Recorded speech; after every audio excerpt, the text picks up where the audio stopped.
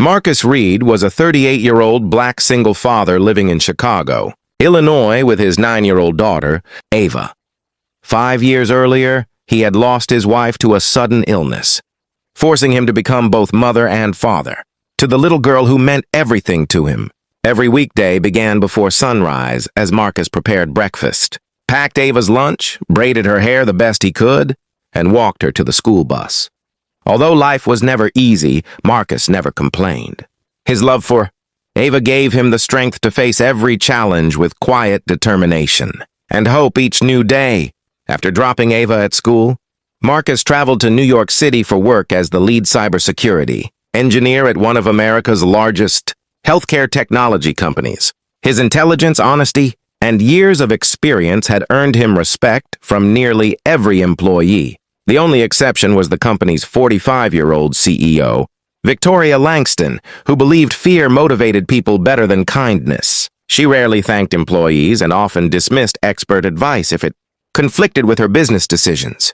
Marcus respected her position, but worried that her obsession with cutting costs was putting the company's digital security at serious risk every day. For several weeks, Marcus carefully investigated unusual activity inside the company's computer systems.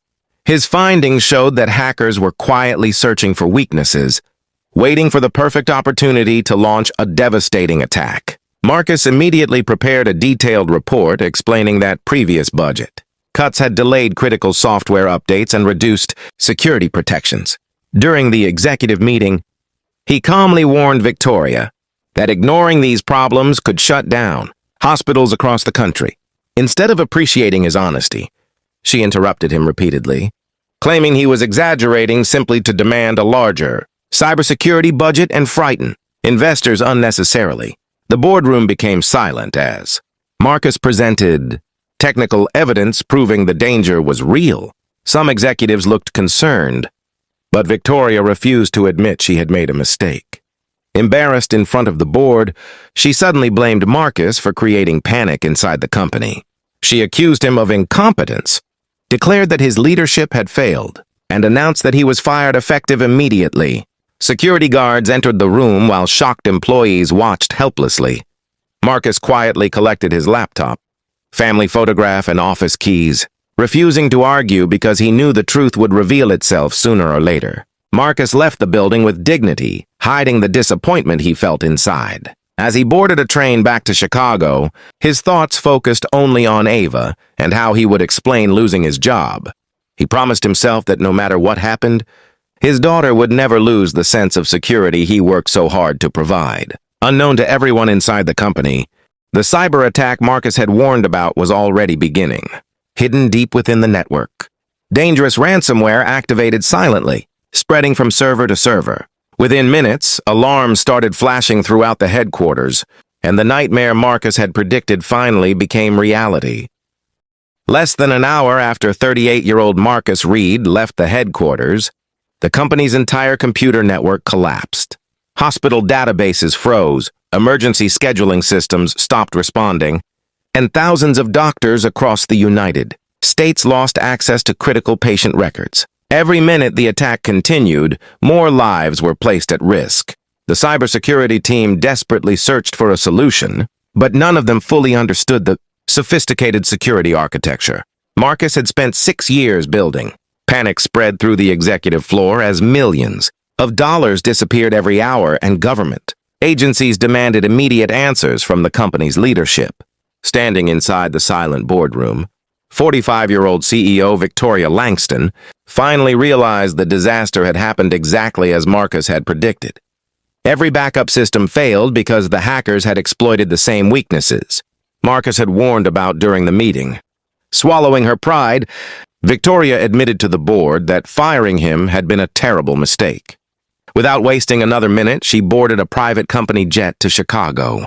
During the flight, she repeatedly called Marcus, but he ignored every call, choosing instead to spend the evening helping his 9-year-old daughter, Ava, with her homework after dinner. When Victoria arrived at Marcus's modest home, she expected anger, but instead found a caring father reading a bedtime story to Ava. After Ava went to her room, Victoria sincerely apologized for humiliating him in front of everyone. She admitted that her pride had blinded her judgment and confessed that only Marcus possessed the knowledge needed to stop the ransomware attack. Marcus looked at the exhausted CEO for a long moment before agreeing to help. He made it clear he was not returning to save her reputation or the company's profits.